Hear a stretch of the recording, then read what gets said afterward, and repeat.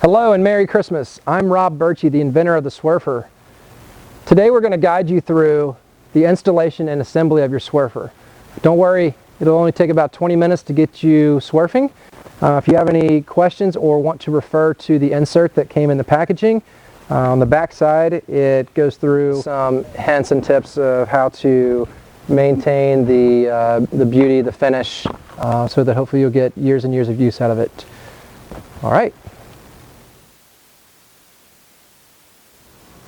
Now we're going to talk about some simple things that will make the installation much easier for you, as well as what is included with your Swerfer. I found over time that a few simple things will make this go very, very quickly, especially if you don't have a ladder. This is designed as an installation where you won't have to leave the ground. So first thing you're going to want to get is a bean bag, or you can even use a sock with some beans in it, some corn in it, just something that with some weight. This is going to be used to throw over the branch that you want to install the Swerfer on. The next thing is some string. This is kind of a thinner rope because I do a lot of these, but really this is going to be used one time for this installation, so just some string. You just need enough of it to go over the branch and allow the weight to fall back to the ground.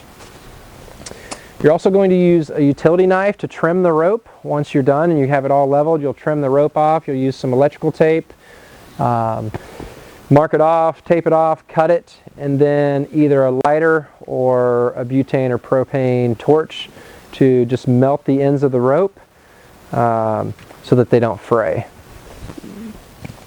I also recommend safety glasses, especially when you're working overhead and throwing things over your head. You don't want to lose an eye.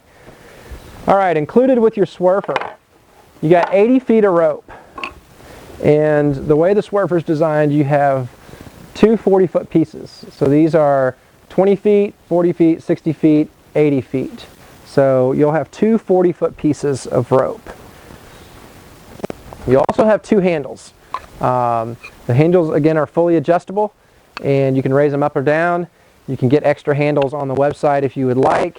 We have two sets on our swing, just so we're not adjusting them up and down. So these are available at www.swerfer.com or some retailers as well. Finally, you've got your Swerfer deck. This is the last piece that will go on, and anyway, let's get started. Sweet! Now you've got your Swerfer open, laid out. Hopefully you've got the materials we talked about that you need to install it, and now it's just a matter of getting it hung up in the tree. The first thing you're going to do is take your bean bag or your sock or whatever you found for weight and tie your string to it. First thing you're going to do after that is toss it over the branch like so. There's several different techniques you can use on this.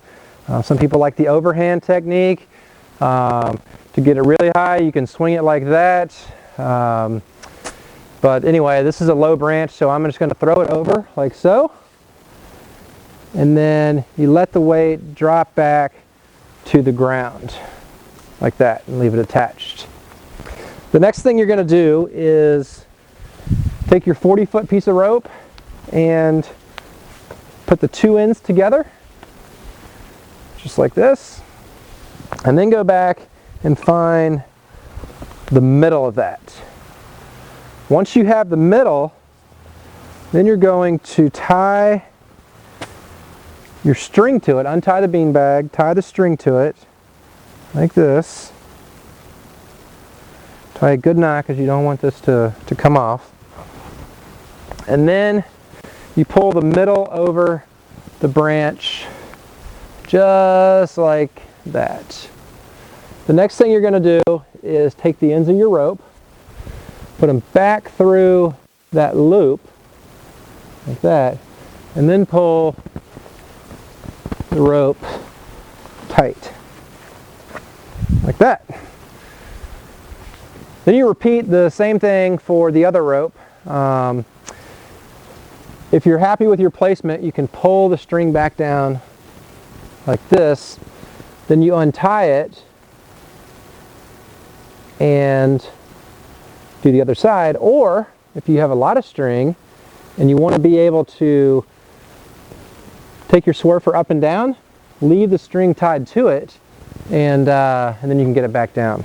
So you do the same thing for the other side. The next thing you're going to do is grab your handles. Again, you want these like 24 to 36 inches apart, the ropes on the branch. The next thing you do is you take your handles and all right. To braid the handle with the rope, you put the rope in the first hole or the outside hole. You loop it around like this, put it back through, and pull it tight. To raise and lower it, same thing.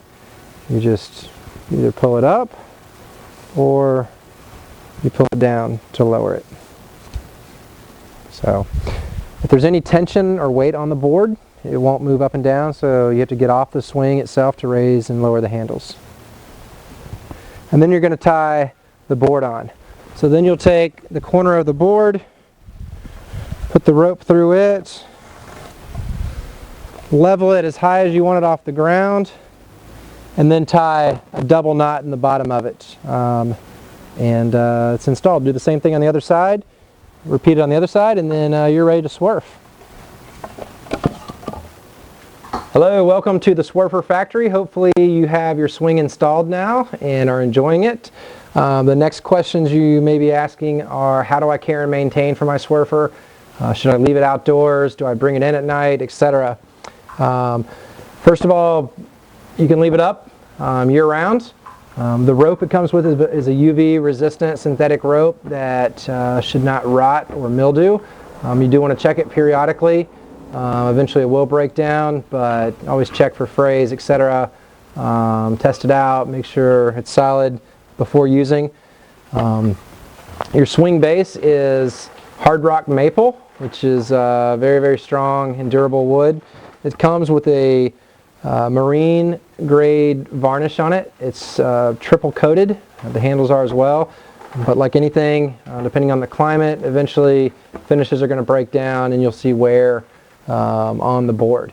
A couple options you can do. One, just let it weather and it'll completely turn gray eventually and look like a natural just wood swing.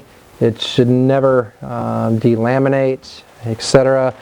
The next thing you do if you want to keep it fresh looking and new is you can take like a 200 or 400 grit sandpaper every now and then, sand it real good and add a couple coats of a varnish or a polyurethane on it. Same thing with the bottom side, just sand it lightly and you can keep putting coats of poly on it and it should stay looking like this for years and years. Alright, if you have any questions, please email us at info@therobcompany.com. Again, that's info at therobcompany.com. Alright, swerves up.